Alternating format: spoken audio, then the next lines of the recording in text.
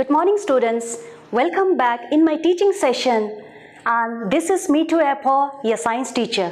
Students, आज मैं आपको एक ऐसे विषय के बारे में बताना चाहूँगी जो सीधा आपसे संबंधित है. It is directly related to you students. As you are children, you are of in a very special stage and age of life which is very important for your overall development. So today I would like to talk about something very special directly related to you. Students, today I'll be talking about a chapter in your science textbook named as Reaching the Age of Adolescence, which means किशोरावस्था की ओर. बच्चों, ये आपके 8वीं के science किताब में दिया है.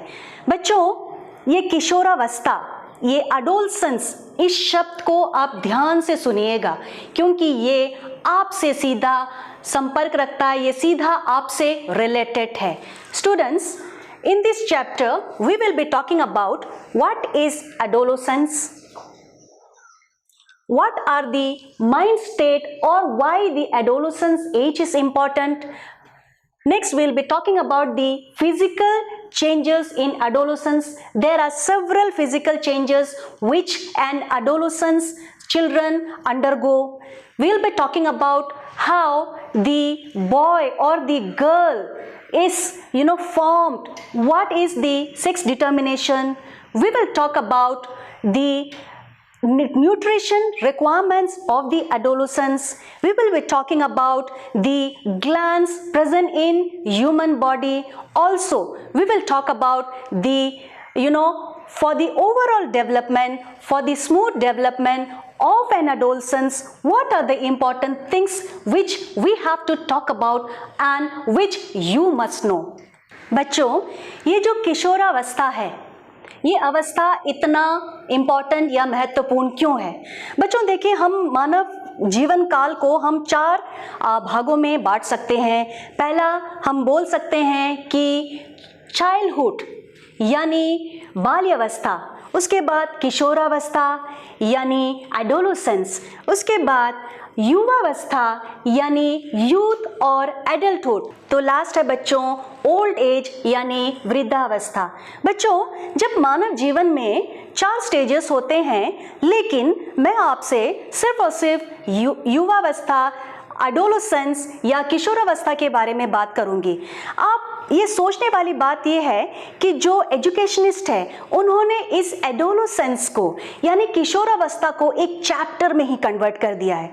तो इससे ये साबित होता है कि ये अवस्था, जीवन का ये अवधि, ये किशोरावस्था इतना इम्पॉर्टेंट है जिसके कारण उसे आपको एक पूरा चैप्टर में बहुत सारी जानकारी आपको उसमें दिया गया है. What is adolescence? Adolescence is a stage when a body undergo several changes leading to a reproductive maturity. Now, students, in English, adolescence can also be defined as teenagers. Teenagers.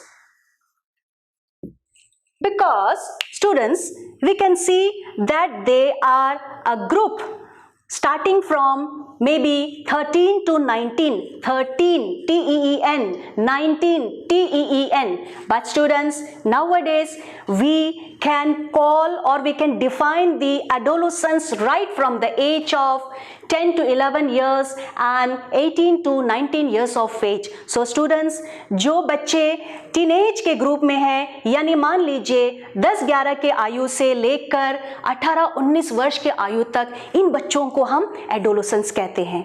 तो बच्चों, ये हुआ ना डायरेक्टली मेरा आपसे बात करना, यानी आप सभी जिससे मैं संपर्क कर रही हूँ, जिससे मैं बातें कर रही हूँ इस वक्त, आप सभी उसी अवस्था में हो, आप सभी एडोलेसेंस हो, आप सभी किशोरावस्था के बच्चे हो. बच्चों, इस स्टेज में ऐसी कौन सी चीजें हैं जिसके बारे में हमें चर्चा करनी है और ये इतना स्पेशल क्यों है? बच्चों, इस अवस्था में वी अंडरगो सेवरल चेंजेस. हमारा शारीरिक विकास होता है, हमारा मानसिक विकास होता है, हमारे इमोशनल डेवलपमेंट्स होते हैं। तो ये ऐसा कड़ी है जीवन का जिसमें हमारा संपूर्ण विकास हो सकता है। नाउ बच्चों, ये एडोलेसेंस या किशोरावस्था, इस आयु में एक बच्चा कैसे होता है, उनमें क्या सारी बातें होती है। सबसे पहले हम बात करेंगे कि इस अवस्था में एक बच्चा के शरीर में पीक एनर्जी होता है। एक किशोरावस्था के शरीर में बहुत ज्यादा ऊर्जा होता है। बच्चों, आपको पता है ऊर्जा दो बातों के लिए हम लोग प्रयोग करते हैं, या तो हम किसी को बनाने के लिए या तो हम किसी चीज को बिगाड़ने के लिए। दो कार्यों में ऊर्जा का उपयोग होता है। बच्चों, आपके जो एडोलेसेंस एज है, एक एडोलेसेंस चाइल्ड को मैं कंपेयर करना चाहूंगी एक डैम से। अगर आप में से किसी ने, हमारे अंडमान निकोबार में एक हाइड्रो इलेक्ट्रिक वाटर डैम है जो कल्पोंग नदी में डिगलीपुर में स्थित है। बच्चों, डैम को बनाने के लिए बहुत ज़्यादा एरिया का उपयोग होता है जो एक नदी में बनाया जाता है, यानी उस नदी के जल को इकट्ठा किया जाता है। एंड बच्चों, डैम में बड़ा एरिया होता है जिसमें बहुत सारी मात्रा में जल इकट्ठा होते हैं, कलेक्ट होता है। एंड वो जल शांत दिखता है। बच्चों, वो जल शांत है लेकिन उसमें भी ऊर्जा है। उसमें स्थितिज ऊर्जा है, यानी पोटेंशियल एनर्जी होती है, ह्यूज पोटेंशियल एनर्जी होती है। एंड उस डैम को हमने चैनलाइज करके हमने उसमें से उस जल का प्रयोग को अपने टरबाइन को घुमाने में, यानी हमारे इलेक्ट्रिसिटी जनरेटर को चालू करने में और उससे इलेक्ट्रिसिटी सप्लाई के लिए हम करते हैं। बच्चों, डैम होता है एक ऊंचे जगह पे जिसके वाटर को चैनलाइज करके हम यहाँ पे इलेक्ट्रिक टरबाइन घुमाने में हमारी मदद होती है एंड जिससे इलेक्ट्रिसिटी सप्लाई होती है। यानी इस डैम का जो एनर्जी है इसको हमने कंस्ट्रक्टिव तरीके से यूज किया, यानी हमने अपने फायदे के लिए उपयोग किया, है ना। तो ये ऊर्जा उपयोगी हुआ। साइड बाय साइड डैम के दूसरी ओर छोटी छोटी चैनल्स होते हैं, ओवरफ्लो आउटलेट्स। बच्चों, आप इमेजिन कीजिए कभी उस डैम में पानी बहुत ज्यादा इकट्ठा हो गया एंड वो इतना ज्यादा इकट्ठा हो गया एंड मान लीजिए उसमें ओवरफ्लो चैनल्स नहीं है, तो क्या होगा? वो ऊर्जा जो जल में मौजूद है वो उस विशाल दीवार को तोड़ देगा और दीवार टूटने के बाद में तबाही मच जाएगी, बाढ़ आएगी और आसपास के जो क्षेत्र है वो डूब जाएगा। यानी इसी एक डैम में से आपने दो उपयोग देखा। एक तो इस डैम से हमने उपयोगी कुछ कार्य किए हैं, यानी इलेक्ट्रिसिटी जनरेशन किया है। दूसरा हमने देखा कि इस डैम में अगर ओवरफ्लो चैनल नहीं होता तो कैसे वो दीवार टूट के तबाही का रूप लेता है। वैसे ही बच्चों, मैं आपको बताना चाहूंगी कि एक जो किशोरावस्था, एक जो बच्चा है ना, उसमें असीमित ऊर्जा होती है। अगर आपने अपने उस असीमित ऊर्जा को सही दिशा नहीं दिया, अगर आपने चैनलाइज नहीं किया, आपने उस ऊर्जा से अगर कंस्ट्रक्टिव अच्छे कार्य नहीं किए तो वो ऊर्जा आपको विनाश की ओर लेके जाएगा। उस ऊर्जा से आप अपने जीवन का विनाश कर सकते हो। इसीलिए बच्चों, इस उम्र में, एडोलेसेंस में एनर्जी का चैनलाइज होना, ऊर्जा का सही उपयोग होना बहुत जरूरी होता है। तो ये रहा कि एक एडोलेसेंस, एक बच्चा है, उसमें बहुत ज्यादा ऊर्जा होता है। दूसरा हम बात करेंगे कि एडोलेसेंस जो स्टेज है, that is known as the golden stage of learning. बच्चों, ये एक ऐसा अवस्था है जिसमें आप बहुत सारी जानकारियां हासिल कर सकते हो, बहुत सारी इंफॉर्मेशन अपने ब्रेन में ले सकते हो। बच्चों, मैं आपको बता दूं कि 0 से 6 इयर्स तक के एज में ऑलमोस्ट ब्रेन डेवलपमेंट हो जाता है, लेकिन कुछ एरियाज होते हैं अब तक डेवलप नहीं होता है। बच्चों, 13 से लेके 14 वर्ष के आयु के बच्चों में एक ग्रे मैटर होता है जिसका डेवलपमेंट होता है। उस समय आपके मस्तिष्क में न्यूरॉन्स का नेटवर्क बनता है, बहुत सारे न्यूरॉन सेल्स के नेटवर्क बनते हैं जिसकी क्षमता ये होती है कि बहुत सारी इंफॉर्मेशंस आप अपने माइंड में स्टोर कर सकते हो। आप पढ़ाई लिखाई कर सकते हो, आप खेल कूद कर सकते हो, आप टेक्नोलॉजी सीख सकते हो, आप जितना चाहे जीवन में जो आगे आपको उपयोगी होगा वो हर गुण को, वो हर बातों को, वो हर टैलेंट को आप सीख सकते हो। और मैं आपको बता दूं, अगर उस एज में आपने अपने गोल्डन लर्निंग स्टेज का उपयोग नहीं किया तो उस समय के बाद में ऑटोमेटिकली आपके जो ब्रेन सेल्स है ना बच्चों, आपके जो न्यूरॉन सेल्स है, सिनेप्टिक प्रूनिंग शुरू हो जाता है। आपके न्यूरॉन में जो सिनेप्टिक जंक्शंस है, जो इंफॉर्मेशंस ले सकता था आपने नहीं लिया, तो वो ऑटोमेटिकली प्रूनिंग होना शुरू हो जाएगा। What is the meaning of pruning? Pruning का मतलब है छटाई। बच्चों आपने देखा होगा कि कुछ पौधों को हम लोग पार्क में बहुत अच्छी तरह से छटाई करके, उसको कटिंग करके बहुत सुंदर शेप देते हैं, है ना? आपने बहुत सारे पार्क में देखा होगा। लेकिन अगर उस पौधा को हमने प्रूनिंग नहीं किया और ऐसे ही छोड़ दिया तो वो पौधा हैफासर्डली ग्रो करेगा और शेपलेस हो जाएगा। तो इसलिए पौधों को शेप करने से, प्रूनिंग करने से एक बहुत खूबसूरत पौधा बनता है। वैसे ही बच्चों, आपके गोल्डन स्टेज ऑफ लर्निंग में, उस एज में अगर आपने इंफॉर्मेशंस कलेक्ट नहीं किया, आपने बहुत सारी जानकारी हासिल नहीं की, तो उस स्टेज के बाद आपका ब्रेन में सिनेप्टिक प्रूनिंग होगा और वो सारी कोशिकाएं नष्ट हो जाएंगी। उसके बाद आप नहीं सीख पाओगे। नाउ बच्चों, आप सभी को पिगी बैंक पता होगा या गुल्लक पता होगा, जिसमें आप पैसे इकट्ठा करते हो, अपने पॉकेट मनी को कलेक्ट करते हो। अगर आपने उसमें बहुत सारे पैसे कलेक्ट किए हैं तो आपको खोलने पे बहुत सारा पैसा मिलेगा, और अगर उसमें आपने सिर्फ थोड़ा सा पैसा इकट्ठा किया है तो तोड़ने पे बहुत कम पैसा मिलेगा। तो बच्चों, मैं आपको बताना चाहूंगी, आप एक एडोलेसेंट, एक बॉय या गर्ल है, आप अपने ब्रेन को इमेजिन कीजिए कि this is a piggy bank for you. ये आपका गुल्लक है। किस बात का गुल्लक? आप अपने इस पिगी बैंक में, इस एज में, इस स्टेज में जितना इंफॉर्मेशन हो सके आप कलेक्ट कीजिए।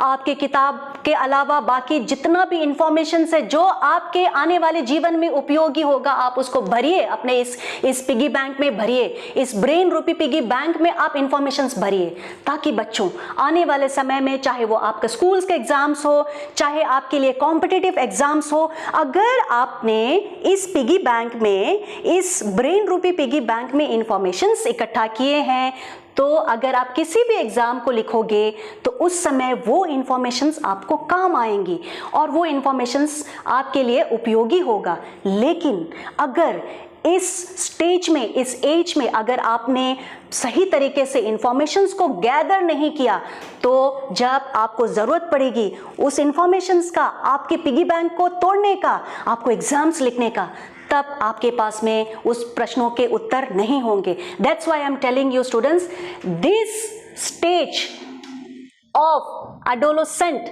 और एडोलेसेंस इज वेरी इंपॉर्टेंट। इस पे आपका ब्रेन बहुत इंफॉर्मेशंस गैदर कर सकता है। तीसरा मैं कहना चाहूंगी कि डिसीजन मेकिंग। स्टूडेंट्स, इस किशोरावस्था में या एज एन एडोलेसेंट बॉय और girl, whatever decisions you will make now, that will not be correct. The reason is that आपके ब्रेन में वो हिस्सा या वो पार्ट बना ही नहीं है कि आप सही तरीके से, जजमेंटल तरीके से डिसीजंस को बना सके।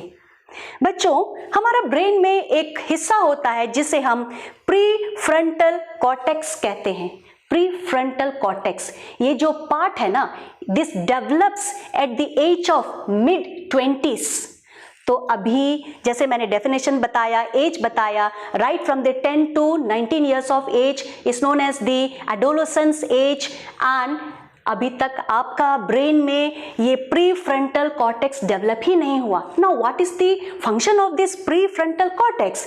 This helps us in making decision with keeping in view the consequences of that decision.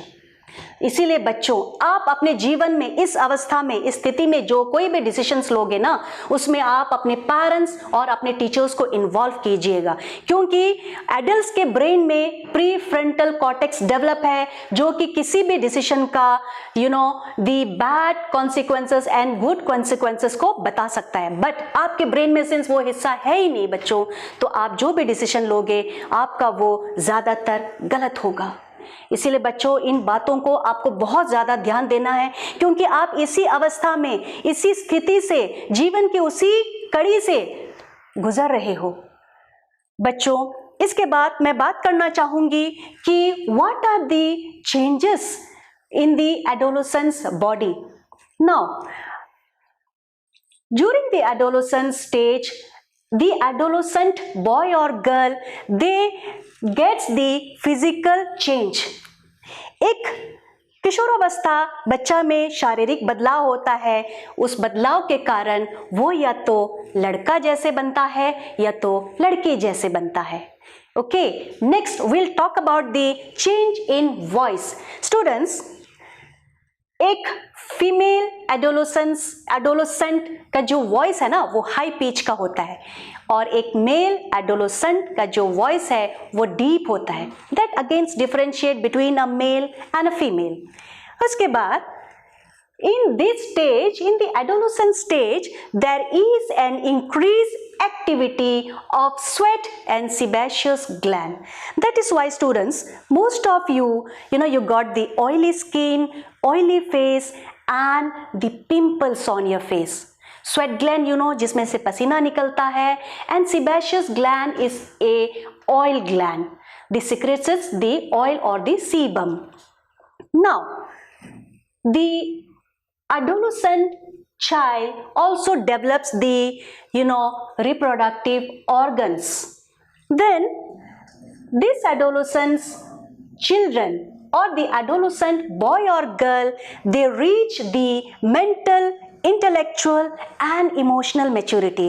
जैसे कि मैंने बताया ना बच्चों आपको, इस स्टेज में, इस अवस्था में, इस जीवन के इस अवधि में, इस काल में हमारा शरीर के अलावा, हमारा शारीरिक बदलाव के अलावा हमारी मेंटल स्टेट, हमारी इंटेलेक्चुअल, हमारी इमोशनल डेवलपमेंट भी होती है, इमोशनल मैच्योरिटी भी आती है. Next, there is a development of secondary reproductive characters. Now, what is secondary reproductive characters? These are those features which does not directly involve in the process of reproduction. Now, students will be talking about why this drastic change in adolescence, why this drastic change in this stage, why these changes in adolescent boy or girl. ये इतना ज़्यादा बदलाव हमारे शरीर में क्यों होता है? ना तो हम बच्चा रहता है, ना तो हम बड़े रहते हैं. We are in that critical stage कि ना हम बच्चे रह गए, ना हम बड़े हुए हैं.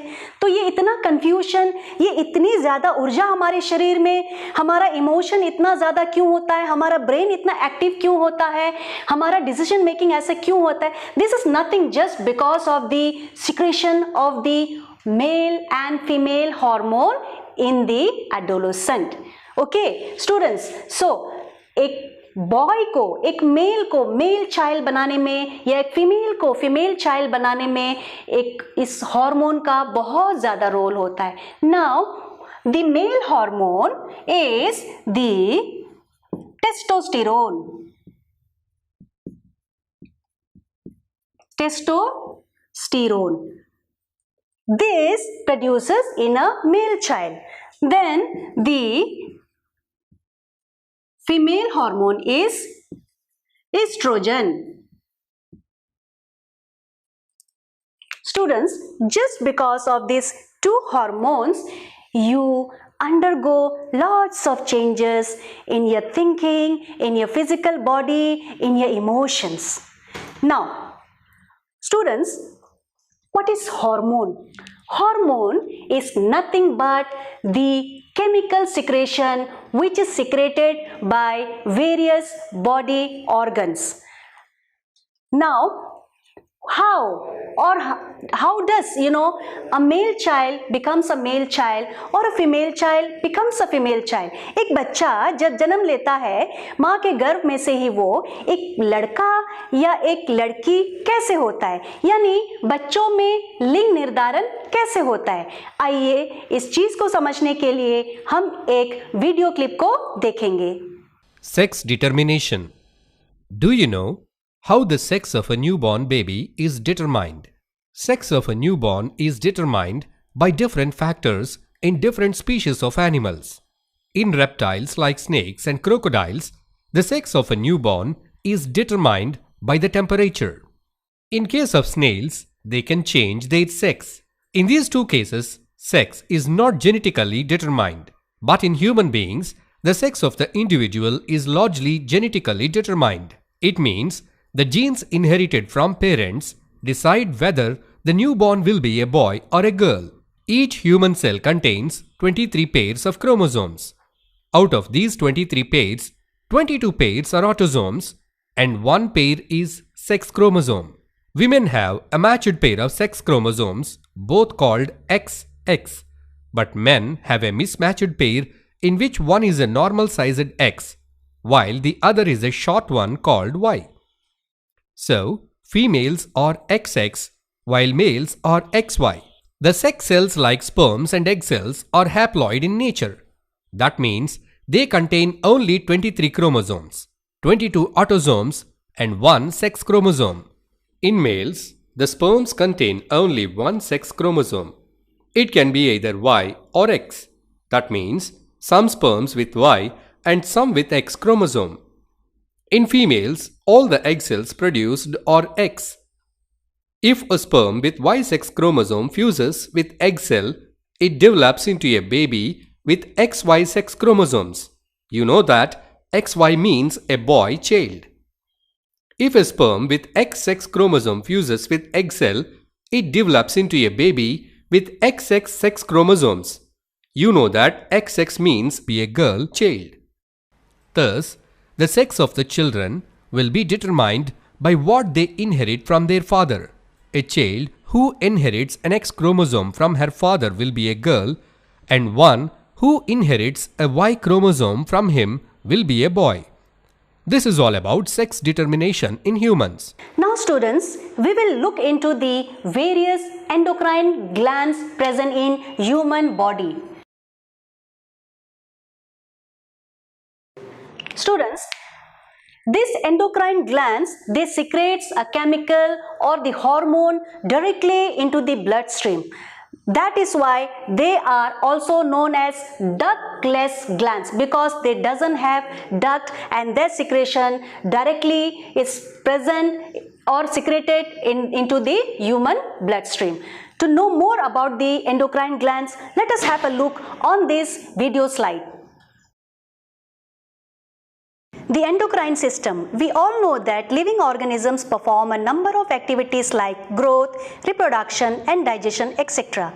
These are controlled and coordinated by nervous coordination and chemical coordination. Our body secretes certain chemicals called hormones. Hormones are the chemicals produced in the body that regulates or stimulates some action. Hormones are secreted by endocrine glands. These glands have no ducts and are also called as ductless glands. Hormones get directly secreted into the blood. It travels into the bloodstream until they reach their target organs. There they activate a series of chemical changes. Hormones are secreted by some organs but show the effect or response in other organs. The main endocrine glands are pituitary, thyroid, parathyroid, thymus, adrenal, pancreas and gonads. The pituitary gland are also known as master gland. The hormones secreted by this gland control the functioning of almost all other endocrine glands. The quantity of secretions should be appropriate. Its more or less quantity shows adverse effect on the body. The hormones secreted by the glands and their functions are known as endocrine glands and their functions. Students, you can see the name of the glands, hormones secreted and functions. Pituitary gland secrete growth hormones and several other hormones. Their function is to control the activities of other glands. Its deficiency causes dwarfism and gigantism or overgrowth. Thyroid secretes thyroxine. It controls metabolism and growth. Its deficiency causes goiter. Parathyroid gland secretes parathormone. It controls the concentration of calcium and phosphorus in the blood. Thymus secretes thymosin. It is involved in the development of cells of the immune system.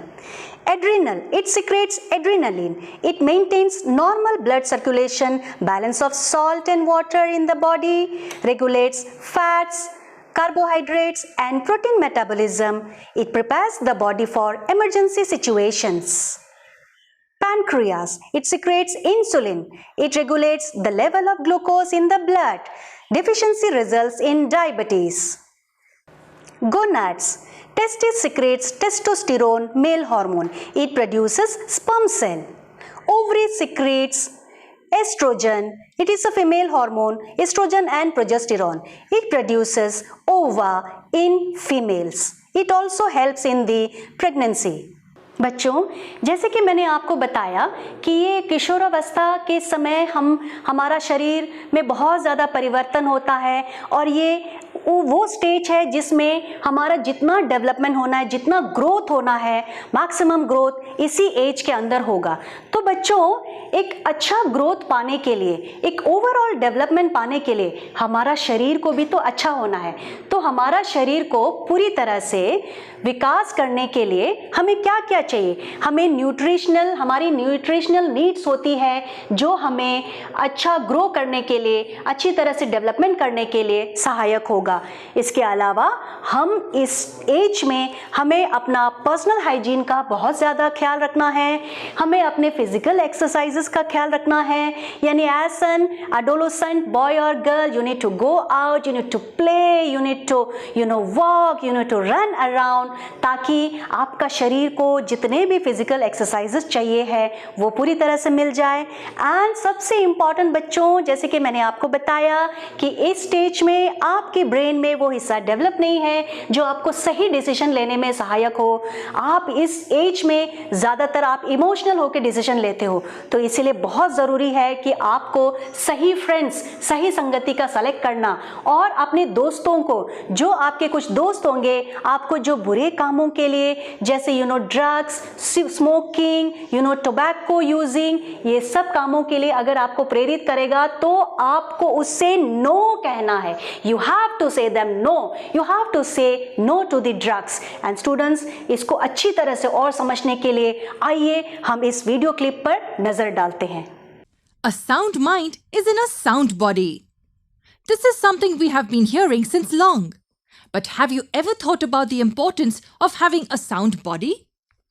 What factors do you think are essential for keeping health in a good condition? And why is good health given the first priority during adolescence? It's simple. Adolescence is the time when our body grows. That is the reason why good health and habits come at the top in the priority list. But before learning about the factors needed for good health, can you define good health for me? You would say absence of any disease. Correct. But is there anything else apart from this? Yes, good health is the physical, mental, and social well-being of an individual. That means along with the absence of any disease, we even need to have an undisturbed mind and good interactions with people surrounding us. And these factors help us develop a good personality. That is why taking proper care of health is of utmost importance, especially during adolescence. So how will we achieve good health? Out of the several methods to do so, a few important ones that are simple and doable include having a proper diet, exercising regularly, and maintaining personal hygiene. Is there something we need to be careful about? Yes, consuming substances that are harmful and may lead to addiction should strictly be avoided by us. Let's begin understanding the importance of an appropriate diet first. We always complain to our mom or dad about the food made at home. Most of us prefer eating the junk food available outside our homes. However, the nutritional value of the square meal made at home cannot be matched by any other kind of food which is readily available outside. Our body needs all the essential components like carbohydrates, proteins, and fats. These are obtained from the foods which contain cereals, pulses, whole grains, and so on. Food which is processed and packed, like fried chips or tinned snacks, are almost always unhealthy for our body. They contain several compounds and preservatives that harm our body internally. But do you know why we still consume such food items? The problem here is that these effects are seen gradually. It takes a lot of time for their ill effects to be seen. And that is why we take our health for granted and consume such food items. The next extremely important factor in our list is physical exercise. We know rest is needed by our body. But only rest for a prolonged period of time is not good for our muscles. The human body is designed for movement and not for staying idle at one place. Hence, exercising makes muscles stronger, flexible, and powerful. That is the reason why some minimum workout is needed by the body every day. This makes sure that our body remains fit. So, is there anything else that we need to do for good health? Of course. Among many other things, maintaining good personal hygiene tops the list. Having a proper bath, wearing washed and clean clothes, washing hands before meals are some of the good habits that we need to implement. These are common habits for all. But girls need to take special care of personal hygiene during menstruation. So with all these habits, can we be assured of good health? Well, to a certain extent, yes. Wait a second. What did I say? To a certain extent? This is because there are a few more things that we need to keep in mind. What am I talking about exactly? Kids turning to adults have minds which can be molded easily. They get influenced quickly by the people around them and fall prey to certain risky activities. Many bad habits like consuming alcohol, smoking, and even consuming drugs are things that many kids fall prey to. However, the only thing kids acquire from such bad habits is ill health. Yes, there is absolutely no advantage of consuming any of these products. In fact, they spoil our health significantly and invite several dreadful diseases like cancer. Drugs are the most addictive of all. They rule our nervous system and get us strongly addicted to them. Adolescence is an age of developing and grooming our mind as well as our body. The right kinds of efforts help the tree of life to blossom beautifully. All we need to do is to be on the right track without getting influenced by the wrong things. तो students, आपने मेरे इस session में खुद को, अपने आप को, यानी आपके जीवन की इस अवधि को, जीवन के इस काल को, इस पीरियड को, किशोरावस्था यानी एडोलोसेंस जो स्टेज है, इसको अच्छी तरह से समझा। आप खुद को समझने में, खुद की काबिलियत को समझने में और अच्छी तरह से आपको इस क्लास में जानकारी मिला। आपको मैंने बताया कि अपने इस ज्ञान रूपी, ब्रेन रूपी पिगी बैंक को हमेशा इंफॉर्मेशन से भर के रखिए, नहीं तो ये उम्र, ये एज चला जाएगा, ऑटोमेटिकली आपकी प्रूनिंग हो जाएंगी और आप जो है उस इंफॉर्मेशन को नहीं सीख पाओगे।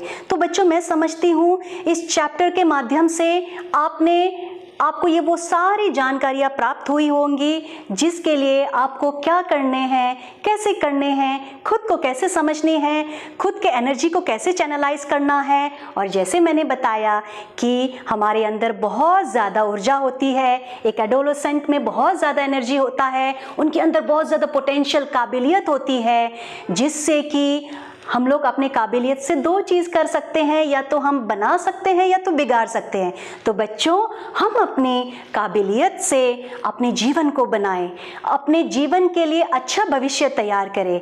हम खुद का, अपने माँ बाप का और अपने शिक्षकों का, सभी का नाम रोशन करें। मैं उम्मीद करती हूँ कि इस पाठ के माध्यम से आपको वो सारी जानकारी प्राप्त हुई होगी कि आपको क्या करने हैं, कैसे इस युद्ध में, कैसे इस उम्र को लड़ना है, उम्र का सामना करना है और अपने अंदर पॉजिटिव लाना है और अपनी एनर्जी को चैनलाइज करना है। तो स्टूडेंट्स, मैं आशा करती हूँ कि आप घर पर रहिए, सुरक्षित रहिए और अभी जो मैंने बताया है आप किताबों में उसको देखिए, आप उसको पढ़िए और इस चीज़ को समझने की कोशिश कीजिए, खुद को और अच्छी तरह से समझने की कोशिश कीजिए और खुद से प्यार करना सीखिए।